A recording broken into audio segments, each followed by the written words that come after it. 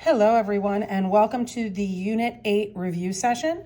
Unit 8 focuses on solutions, and there are several different types of solution problems that we are going to go over. So, just to begin, a little reminder, most common concentration unit that we use in chemistry is that of molarity, and anytime you see that capital M, it is moles of solute over liters of your total solution. So please remember that when you see that capital M, that is what that means. Now, one type of molarity problem that you were asked to do is to describe how you would make a solution. And there's really two ways that we're going to be doing that. You're either going to be doing it, taking a stock solution, a highly concentrated solution, and making a new solution from that, or you're going to be figuring out a mass of solid to take and then make a solution from that. So here we go. Describe how you would make 1,500 mils of a 1.5 molar hydrochloric acid solution from a 12.5 molar stock solution. Soon as you see that this is a stock solution, or if I wrote highly concentrated solution, you know you are using this equation, which is MCVC is equal to MD VD, where C stands for concentrated, D stands for dilute. This is one of the very few times you do not have to use factor label. We can just solve for one of the variables. So you want 1,500 mils of a 1.5 molar solution. So your dilute solution is 1.5 molar. You want 1,500 milliliters of that. You are starting with a 12.5 molar stock solution, and what you're trying to figure out is what amount of that stock do you need to make this new solution. So you are solving for the volume of that concentrated or stock solution. When you punch that in your calculator, you find that you need 180 milliliters. Now, be careful. When I ask you to describe, you do have to answer in a sentence. So you would take, and there's different ways of wording this, 180 mils of the stock solution and add, you could write enough water or the exact amount of water. It's up to you. Enough water, H2O, to make 1,500 mils of solution. Would be a perfectly appropriate answer. There are, again, other ways that you could word that. Let's move on to number 2. Describe how you would prepare 300 mils of a 2.5 molar sodium chloride solution. Sodium chloride is an ionic compound. Your ionic compounds are solids. All right, I'm not talking about a stock solution here, so if I'm asking you how to make this solution, you have to determine what mass, grams, of sodium chloride you need to mass out to make this solution. You're going to always start your molarity problems with an amount, which is your 300 milliliters. Please remember, molarity is a description. It allows us to go from moles to liters or liters to moles, but it is not an amount. It's a description of your solution. My 300 mils, I'm going to automatically convert that to liters because I know molarity is in terms of liters. So I have 0.3 liters of my solution. I'm going to use, and that's of a sodium chloride solution, is that what I'm looking for. I'm going to use molarity to get to moles. All right. So when I see that it's 2.5 capital M, that means 2.5 moles of sodium chloride for every 1 liter. Then your liters divide out. I'm going to now convert from moles to grams, which we've been doing for quite some time. 1 mole of sodium chloride from the periodic table is 58.5 grams. All right, I find that I'm going to need 43.9 grams of sodium chloride. So again, I need to describe. So I am going to dissolve 40, or you could write the word add, it doesn't matter, grams of sodium chloride to, or in enough water. Okay, so in enough water. Now we have to say enough here because we don't want to write 300 mils of water. If we were to add 300 mils of water to this much solute, your volume is going to be greater than 300. That's why we say in enough water to make 300 mils of solution. All right, so both of these problems deal with how to make a solution. Okay, next up, we're just going to talk about just some straightforward molarity problems. Number 3 being the most straightforward. What is the molarity of a solution that has 55.7 grams of sodium chloride in 950 mils of water? Remember, molarity is moles of solute over liters of solution. All right, so what you are going to do here is start with 55.7 grams of NaCl. And I like to just go ahead and do this in one problem. Over 0.9, and really this should be 950 mils of solution, not just of water. So we'll make that proper on there. Over 0.950 liters of solution. I now have grams over liters. I don't want grams, I want moles. So I'm going to convert those grams to moles. In 1 mole of NaCl, you have 58.5 grams. That's from the periodic table. All right, and then you're just going to simply go on ahead and do the math of this, and you actually find that this gives you 1.0 capital M. You certainly could write 1.0 moles over 1 liter, all right, but we typically abbreviate that with the capital M. All right, number 4. What mass of sodium hydroxide is needed to make 550 mils of a 2 molar solution? So I'm looking for grams of NaOH. I'm going to always start my problem with an amount. 550 mils is an amount. I could actually measure that out. 2 molar is a description. So start with that. So 0.55 liters of your sodium hydroxide solution. I'm going to use that molarity as a conversion factor. 2.0 moles of NaOH for every 1 liter. Again, that is from that molarity. And then in 1 mole of NaOH from the periodic table, my molar mass is 40.0 grams. And I get a final answer right about 44 grams. Okay, very straightforward molarity problems that we did go over in your notes. All right, next thing we did in this unit was we did some solution stoichiometry, and we've done a lot of stoichiometry in here. The only added piece was that now we're going to be dealing with volume and molarity. So number 5, what mass of copper will be produced when 35 grams of magnesium reacts with 250 mils of a 2.5 molar copper 2 nitrate solution? So as with all stoichiometry problems, the first thing you must have is a balanced equation, all right, which we do have here, so you're good to go. You've got 35 grams of magnesium and 250 mils of copper 2 nitrate. I've given you an amount of each reactant, which means that this is a limiting reactant problem. So let's go on ahead. You're going to start with your 35 grams of magnesium. All right, and we want to know how many grams of copper that will produce. We're also going to be starting with 0.25 liters of copper 2 nitrate, and we want to know how many grams that's going to produce. Okay, so we're going to go on ahead, and we have done this before, a lot before. So 1 mole of magnesium from the periodic table is 24.3 grams. Looking at the balanced equation, it's a 1-to-1 ratio. 1 mole of copper is where we're going. 1 mole of magnesium is where we came from. They will divide out. And then in 1 mole of copper, your molar mass of copper is about 63.5 grams. If it was just up to the magnesium, you could have produced 91.5 grams of copper, but now you have to check to see how much your copper 2 nitrate can give you. Now here's the only difference in this problem. We're now going to use the molarity of that copper 2 nitrate to change to moles. So I have 2.5 moles per 1 liter, and that's of CuNO32. Now I'm going to still do my mole to mole, and this is still 1-to-1. So 1 mole of copper for 1 mole of your copper 2 nitrate, and then in 1 mole, 63.5 grams. When I punch that into my calculator, I find that this gives me about 39.7 grams. You now have 2 results. You are going to choose the smaller one because once this amount of copper is produced, okay, your copper 2 nitrate runs out and the reaction will stop. Number 6, Very similar. This is just like your lab.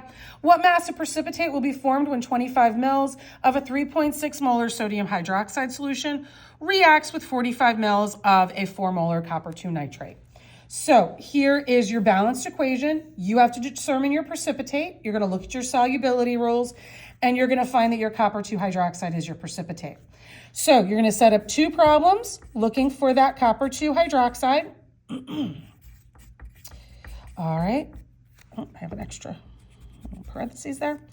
Okay. You have an amount of each reactant. So you're going to start 0.025 liters, automatically changing these to liters, and that's of sodium hydroxide. And then you have 45 mils, so 0.045 liters of your copper 2 nitrate. For each of these, you're going to use their respective molarities. Your 25 mils is a 3.6 molar solution, 3.6 moles of NaOH for 1 liter.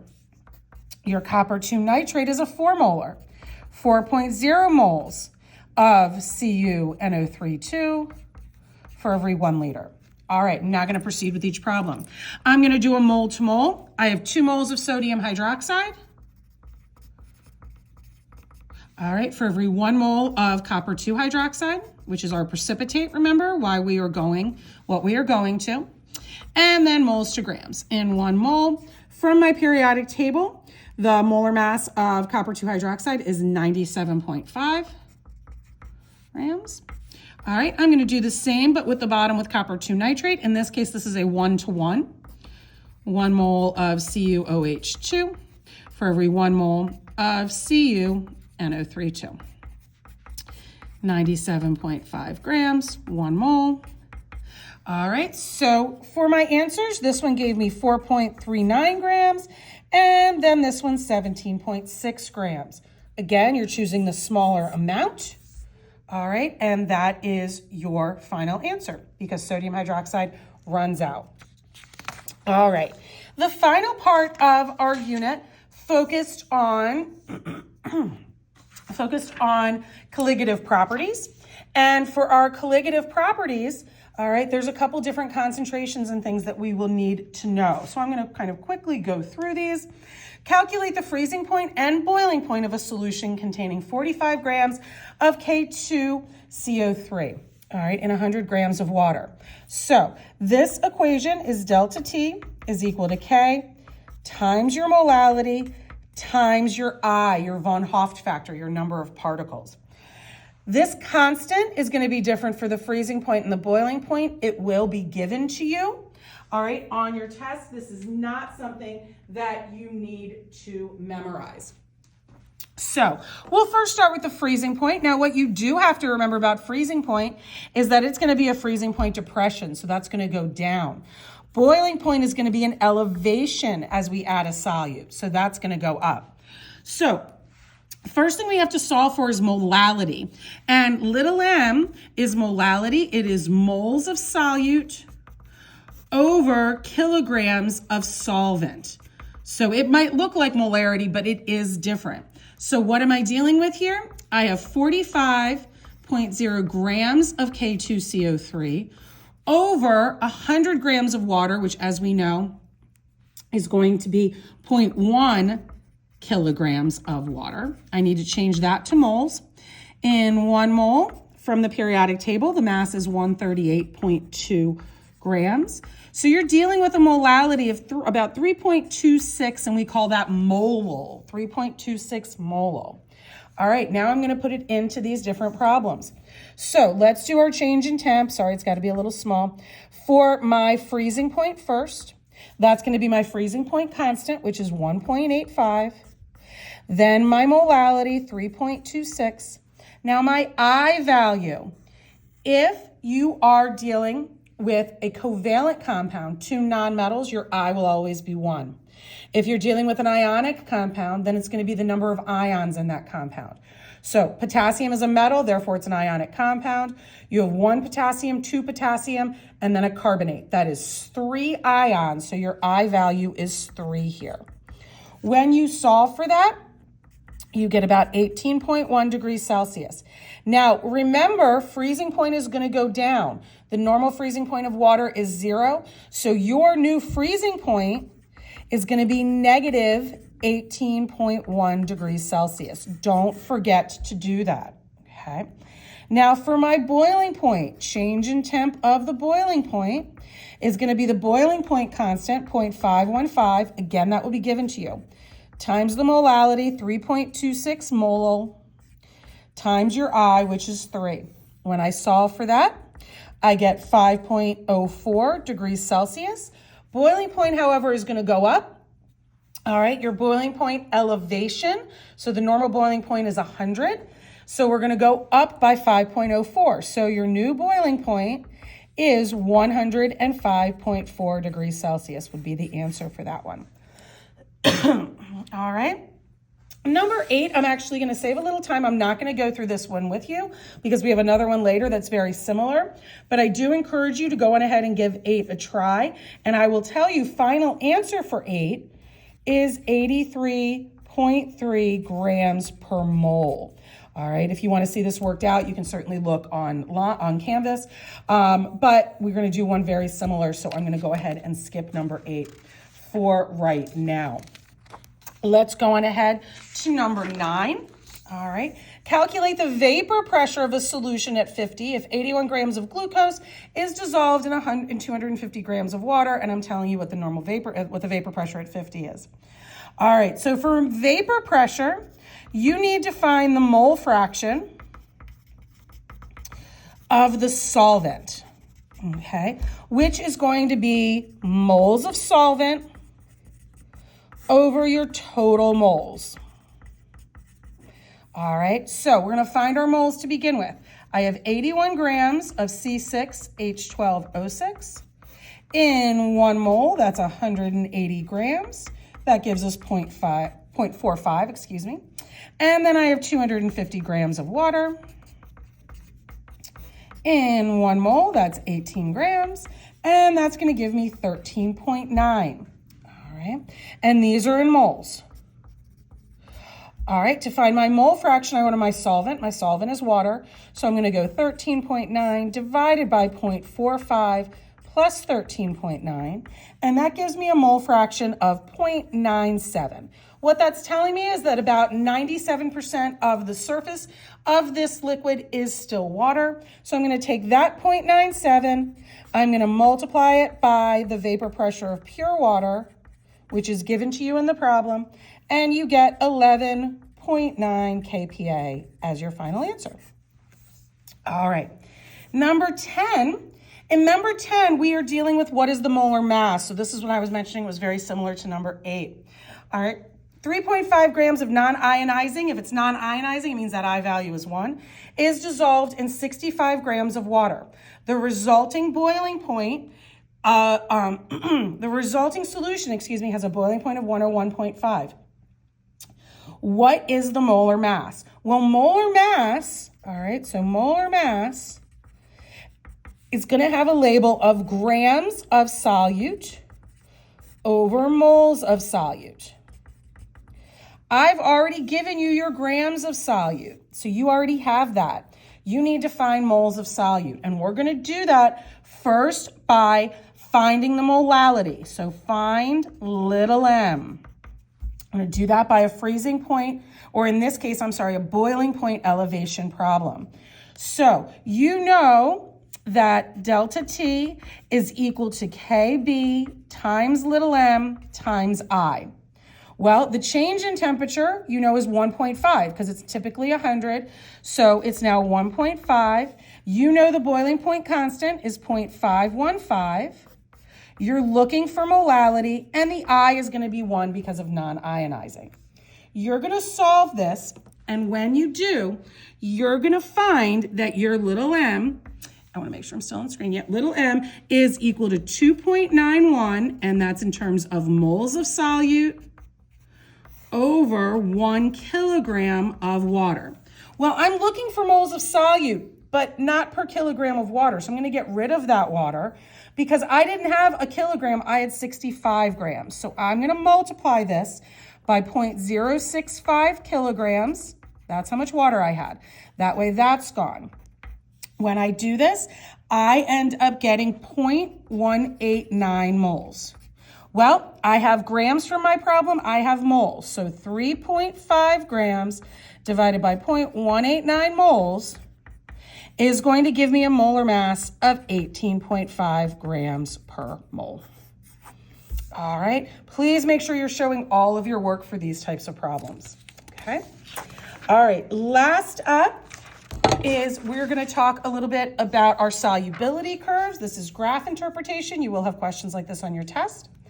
All right, so let's just jump right in. What is the solubility of sodium nitrate at 50 degrees? So you always have temperature on your X. Solubility is going to be on your Y. I am looking for sodium nitrate. So sodium nitrate is right here, and I want to know how much sodium nitrate I can get in 100 grams of water at 50. So boop, boop, boop, boop, boop. I go up to right here. I would say that's probably approximately 115 grams of your sodium nitrate. Okay. Again, multiple choice. You're going to, I'm not going to have any that are too close together that you can't figure it out. Number 12, how would you describe a solution with 60 grams of ammonium chloride dissolved in 100 grams of water at 70 degrees? So I'm going to go to 70 degrees. I'm going to go to ammonium chloride. All right. And ammonium chloride, sorry, I'm at 70 degrees here. And ammonium chloride is exactly 60 grams. Remember, all along this line, we consider that solution to be saturated. If I was underneath the line, it would be unsaturated, and that would mean that I could get more solute to dissolve. Number 13, if 50 grams of water saturated with potassium chloride at 50 degrees is slowly evaporated to dryness, how many grams of the dry solid would be recovered? So I am going to go to 50. All right.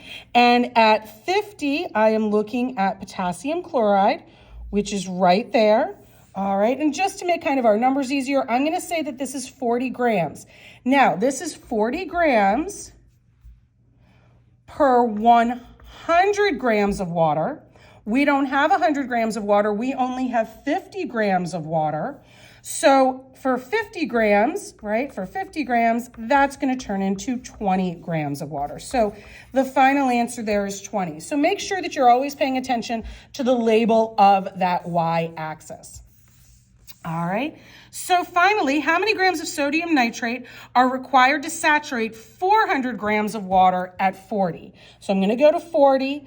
I'm going to go to sodium nitrate. So sodium nitrate right there, which is about 105 grams on my graph. But remember, that's per 100 grams of water. I want to know what it's going to be per 400 grams. Now, you don't have to write it out like this. You can just certainly multiply it by 4, but your final answer should be 420 grams. All right, everybody, this has been a long review session, but I hope it helped, and good luck on your test. Take care. Bye-bye.